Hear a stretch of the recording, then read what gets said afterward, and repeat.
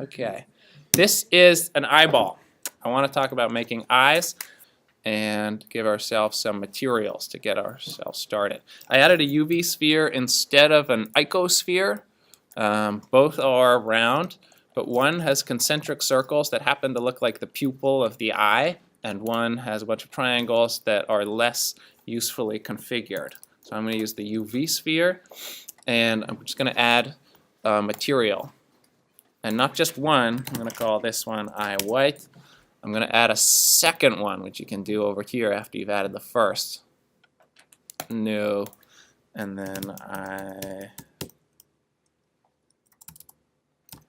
pupil. And I'm going to make that one black. Cool. Okay, with two materials, nothing's really changed. The eye is still white. I'll just add a lamp so you can see it more easily in render view. Right? I'm not seeing the black material yet. So this is how you do multi-materials. I am seeing a bunch of faceted edges, so I'm just going to hit smooth shading so that those become less faceted. There are still some artifacts right at the shadow line. Those are termination artifacts and can be done away with a subdivision surface modifier cranked up to 1. See how nice that edge just got? I'll turn it off so you can see the artifacts again. And then on, right? Nice smooth sphere of the eye. And then I am going to turn it off while I work because it's easier to see my vertices with it off. And I'm going to look at the eye. I want to look at the eye in front view. So the first thing I'm going to do is I'm going to rotate it in edit mode, 90 degrees, in edit mode rather than object mode because I don't want to screw up my object coordinates. I just want to leave them all in their default state. And I'm just going to select this vertex in the middle, Alt, Shift, right-click on an edge to get one, maybe two more. That's the part that I want to be the pupil. So I'm going to come back to my materials. And in edit mode, notice how these go away in object mode, but in edit mode, I have these assign, select, deselect buttons. Right now, everything is assigned to the first material. That's just the default behavior of making a material. Adding the second one added it. Sure, the object knows it exists, but it's not making use of it until I assign some selected vertices to it. And because we're in cycles, we don't see this immediately, but we do in rendered view, right? So now I have an eye that can look out at me by assigning vertices, right? If I want to, and it's not vertices per se, it's really faces. So you kind of have to select enough vertices to make a face. And then right now that one is using that material. This applies to much more than just eyes, but it is useful for eyes for sure. Let's put that one back.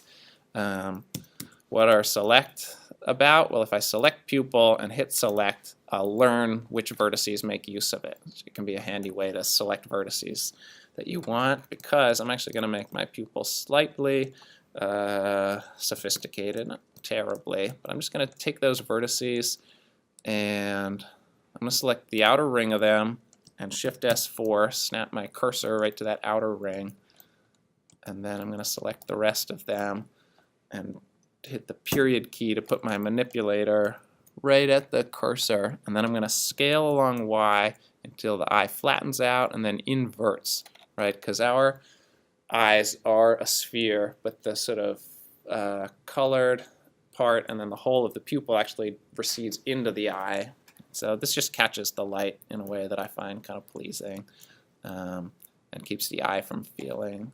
And then our eye has a clear glass bit that maintains the curvature of the eye, right? The lens over the pupil. But they're sort of, and you could make that also, but it's kind of, you know, you could duplicate and scale Y to -1 and reposition that and give that a third material that is a glass material, but that's a little overkill because all I really want to do is have an eye with a pupil. It gets a little annoying to me that I can't see the pupil in user interface view, so I like to go down to this black material, go down to the settings at the very bottom, and just hover over the color field and copy it, hover over the viewport color and paste it.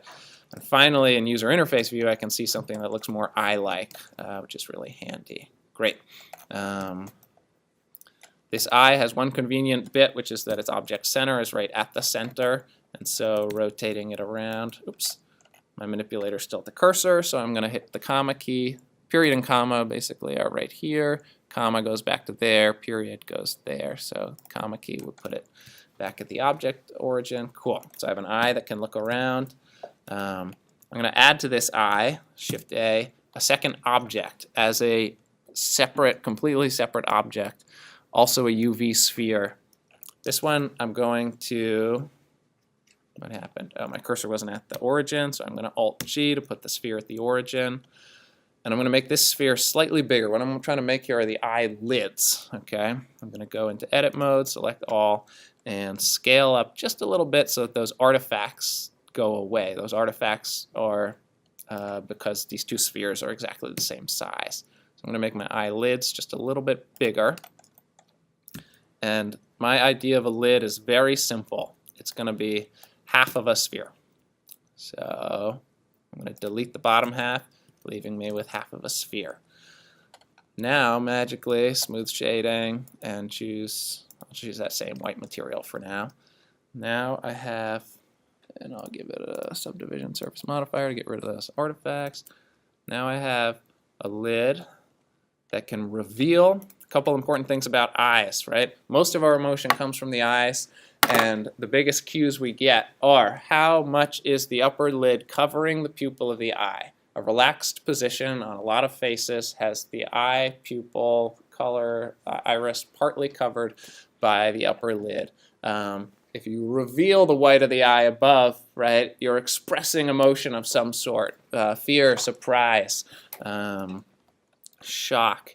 And if you're covering more than the usual amount, then you're expressing other emotions, possibly sleepiness, drunkenness, or when combined with the bottom lid, focus, frustration, anger, whatever. So let's go ahead and make the bottom lid so that we have everything.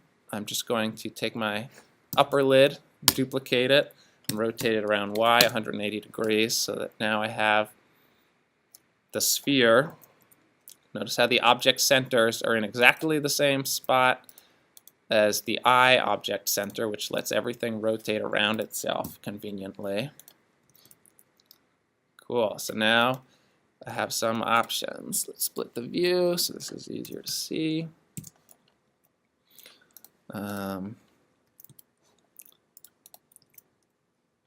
This rig is enough to get full functionality out of the eye. I can squint, I can be relaxed, I can be surprised, I can be horrified, right? It's profound how hardwired we are to respond to the configurations of the pupil to the white of the eye. It's built into us. There aren't that many vocabulary words there. But this is part of what I mean by visual storytelling. If you haven't ever spent time asking what can the eye do, I would argue that you are not yet a visual storyteller, right? Because that's like learning how to spell. And so build some eyes, spend some time with them, and ask those questions. What does the eye do? How do we get information out of the eye? It's not that complicated. That's the wild part. It's rather learnable. And so there are a few bits to get you started.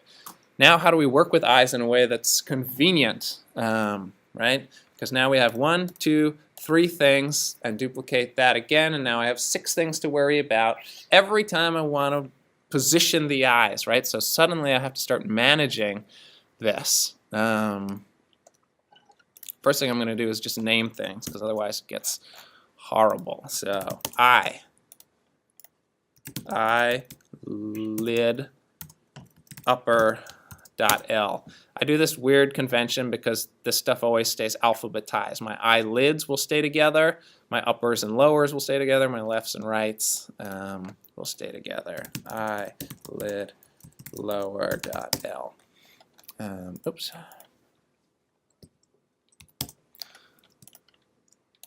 Cool. So now I'm going to make myself a rig, just like you did for the leg. I'm going to use an armature. Armatures are for everything, not just actual, calcium bones. The bones are used for everything. So I'm going to put my cursor back at the center. Let's do 2 more things. Let's take this eye, just put it up there. I'm going to hold down Control and go exactly 3. No, I'm going to come forward a bit, and then I'm going to put my cursor in the center and add 1 more sphere to be the head of the character when smooth shaded. Cool. And then I'm going to put up 1, 2, 3. I'm going to be sort of mathematical so that my alignment stays correct. If you work more messily, that's okay. It just makes rigging harder. So I'm going to G, X, and hold down, G, X, and hold down Control. And then I'm just looking to see how far did I go. Let's go over to 2 units. And then I'm going to duplicate. And G, X, 2 units gets me back. And another 2. For a total of -4 gets me evenly spaced eyes, and that evenness makes them easy to rig. Now that I have them both, I'm going to position them back into the sphere a little bit. Cool. Okay, so what sort of rig might I build? Well, the first thing that I want to do is make eye tracking easier, right? I want my eyes to track together, because most eyes do, right? It's odd when eyes don't. It's normal when eyes do.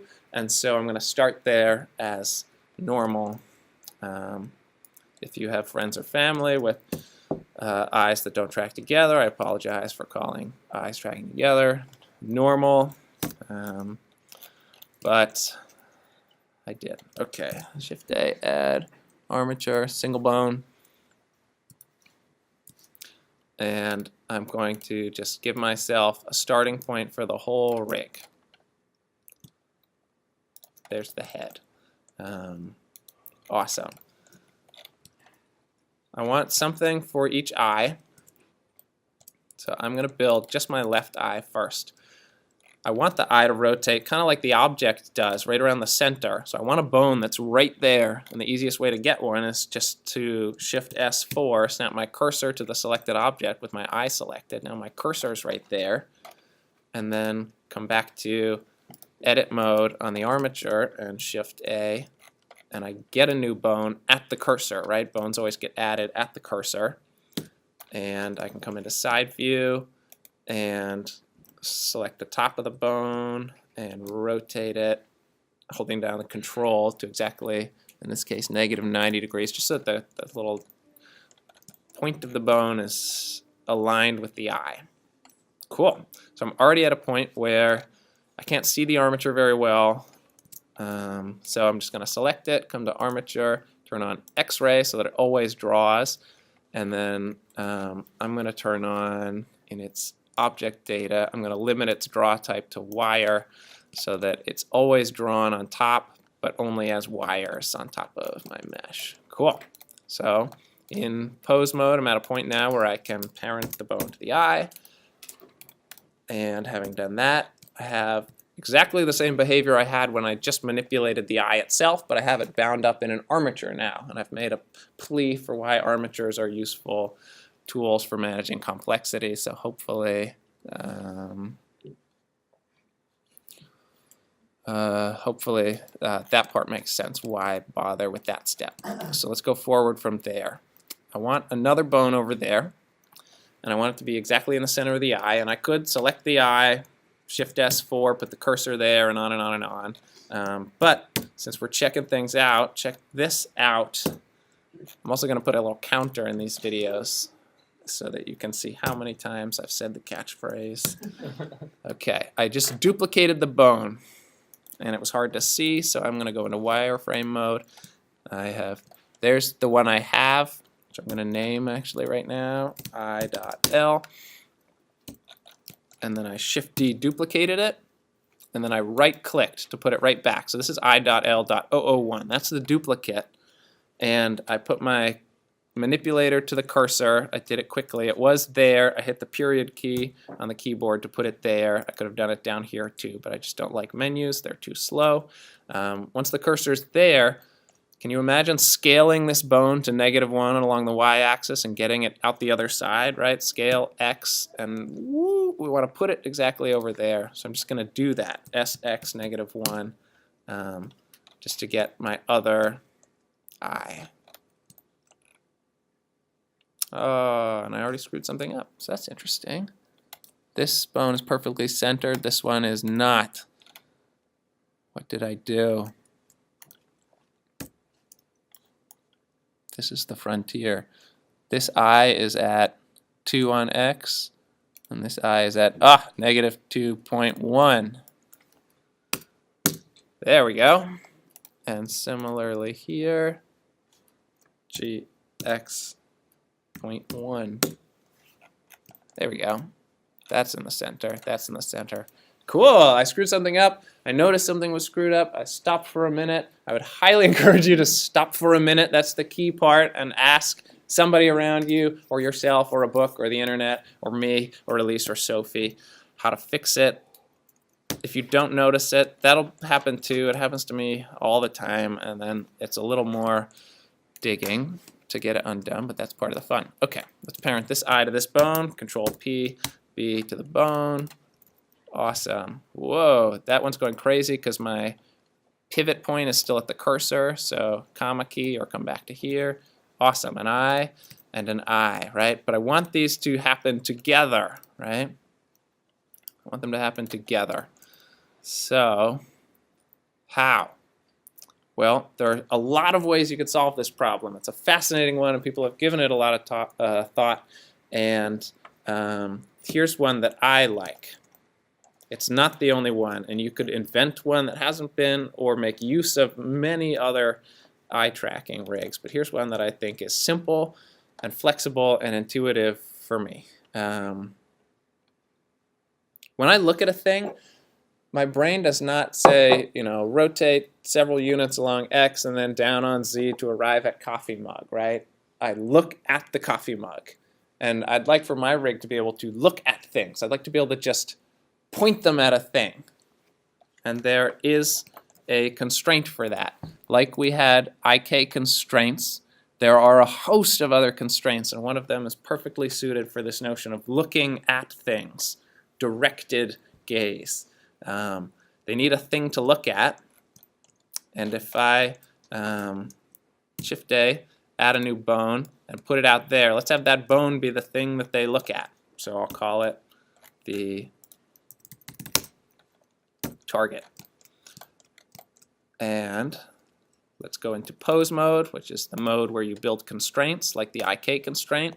We're going to add a different one. Let's do a damped track constraint. I wish I had time to go into why damped track instead of track 2, but trust me on this one, or try out the other one. They both work pretty well. This one happens to work better in more corner cases. Okay, the damped track constraint is on the bone, and it's asking, what do I track to? So let's put the armature object in so that we can get access to the bones.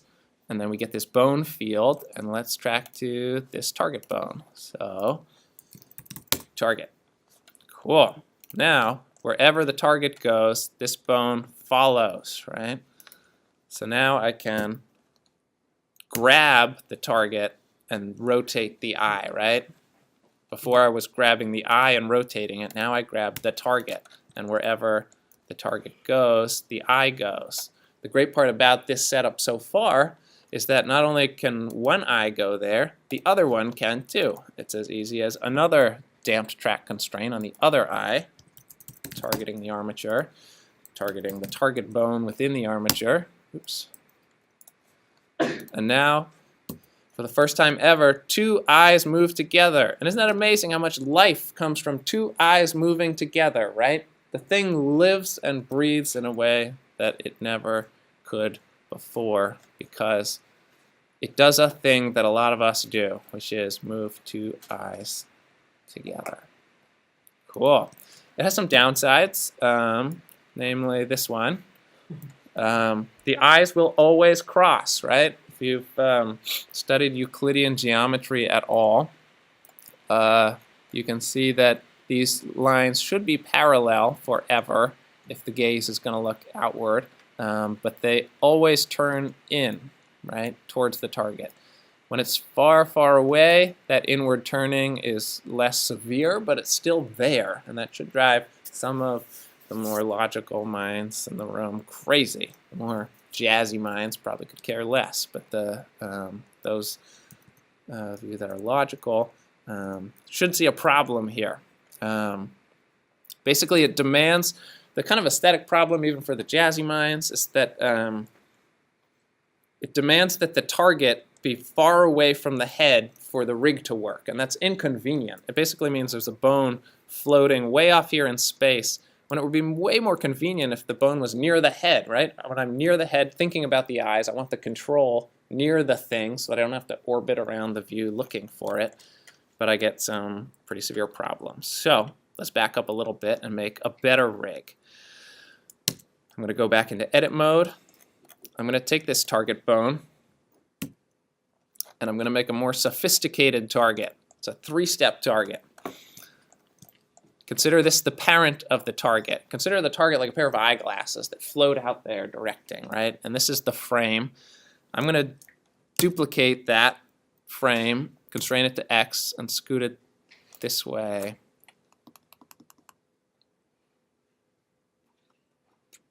Yeah, I'll do that. Do it that way. That's how we're going to do it. Okay. I'm going to do it again just so that I do it perfectly. Shift D, X, hold down Control, and let's go 2 units out. 2 units out happens to be the same 2 units as the eye. That's why I'm using the numbers, 1, 2. That's convenient. There they are. And then I'm going to duplicate that one, constrain to X, and go 2 units the other way. Now I have 3 bones where I had 1. Why? Well, I'll show you momentarily if you'll just be patient. I'm going to take these 2 targets on the outside. Let's call them target.L and target.R. I'm going to take target.L and target.R, and I'm going to parent them, Control P to parent, keeping the offset, to this central one. Why? Well, I can grab the central one now, and the 2 on either side of it move with it, right? So I still have a target that can move as one thing. But it moves these 2 targets with it, and those 2 targets are offset from each other, and they're offset exactly the same width as the eyes. And if that eye targeted target.L instead of target, the eye bone, rather than pointing inward at this central point, would point in a straight line towards its own target. And this bone towards target R.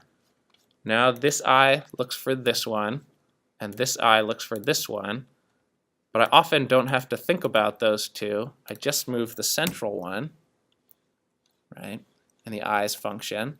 I can get as close as I want to the head, and the eyes don't go cross-eyed inadvertently, right?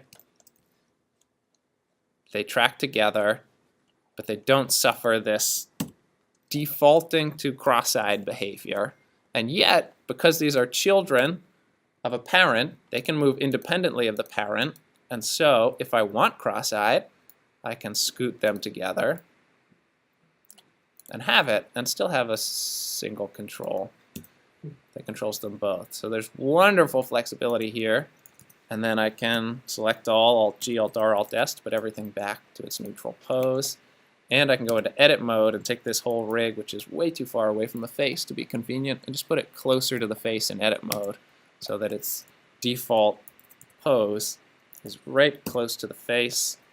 Awesome. I could even rotate this. I could scale it to get some of that cross-eyed behavior. There are so many ways to now achieve sort of effective eye motion.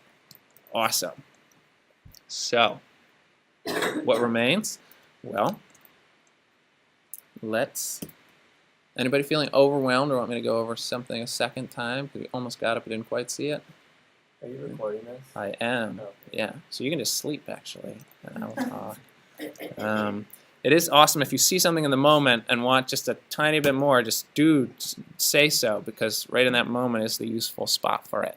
Now I want to deal with the lids, and I've got 8 minutes, and that should be enough time. So upper lid, lower lid, left, right. I want some similar degree of control over the two of those. So let's play a little bit. And let's add the thing that controls the mesh object and then worry about the rig that makes it convenient, right? So hopefully you can imagine this immediately now. I'm going to add a bone there and a bone there, parent the mesh objects to it, and call that part done, right? So let's just do that. I'll take this bone and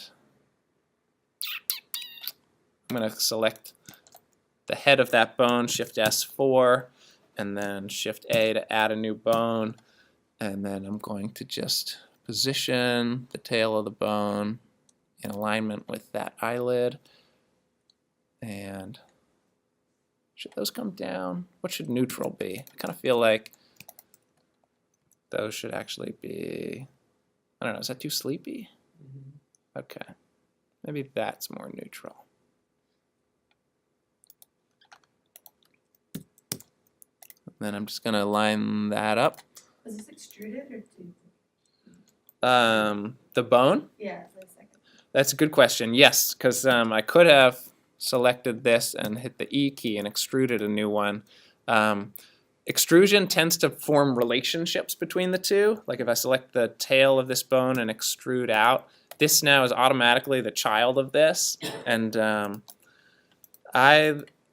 I like making my relationships when I want to make them. Often I don't want that default parent-child. It's like extrude out and then go into pose mode. It's like the child now moves with the parent, whereas I just want a thing that doesn't do anything at first. And so I like to sort of make those relationships one at a time. That's a good question. Okay, so get rid of that. So there's my upper lid, and I'm going to I'm just going to name it because otherwise I'll have a really hard time figuring out lid upper.l, because when I duplicate it I need to be able to grab just the head of it, and I can see that that's not the head, I mean the tail, that's the tail because it's got the .001, and I can pull that down here. Awesome. And then rename this to lid lower. Cool. And then do my parenting, Control P, mesh, bone in pose mode, Control P to the bone, so that when the bone, so that when the bone moves, the lid moves. Great. Okay. Now, how should these lids, well, let's take this rig real quick, Shift S5 to put the cursor in the center, put my manipulator there so that I can duplicate them, right-click to leave it in place, and scale along X to -1 to get eyelid bones on the other side. Scaling along X to -1 is super common because often, anytime you're dealing with symmetry, you're often trying to build it around a convenient axis. Okay, make those parenting relationships. How are we doing? 4 minutes. We can do this. We can do it. Okay, I'm just testing that everything works before I try to make it sophisticated. I haven't really changed the default behavior, but my eyes have this default behavior built in, which is that when I look up, my upper lids tend to rise to allow me to see up. If my upper lids didn't rise, I would look up behind my upper lid and see darkness, right? So my eyes are helping me out by giving me some automated behavior. When I look down, my lower lid lowers with my pupil because it doesn't have to be open and it doesn't like the feeling of dust settling on the exposed eyeball, so it lowers with my eyelid. There's some automatic rising and lowering going on here. And so this will be just the tip of the iceberg on this one, but I would love for a behavior such that when I lift my whole sort of my main eye control up, that these lids go up a little bit. And I can't just parent them because then they would rip out of the eye. It's a mapping. I want to map motion along this axis, the local y-axis of this bone, onto the rotation of this bone. And in 3 minutes we can do just that. I would like for that to make a little bit of that happen. Okay. So let's add a constraint. I'm going to add a transformation constraint because this is a great constraint for mapping one value onto another. Here's a source, here's a destination. I want something on the source to affect something on the destination.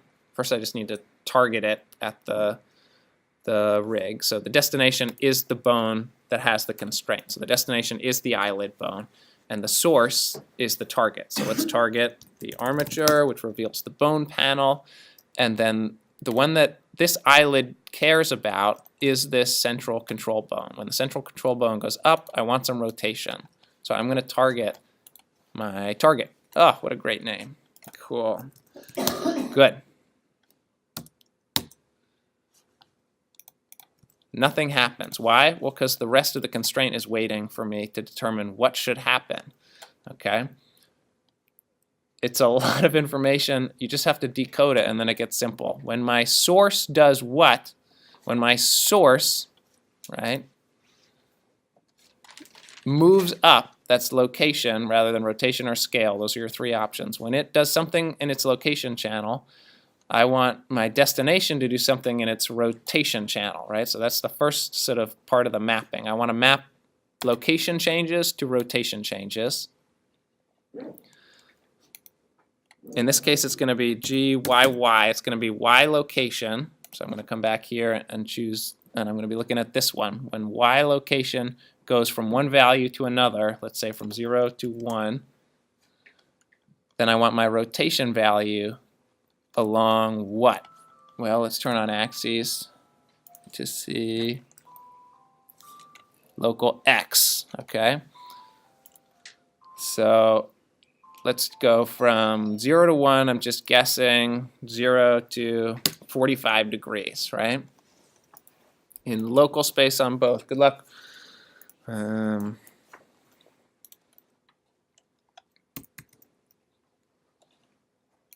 and one last step.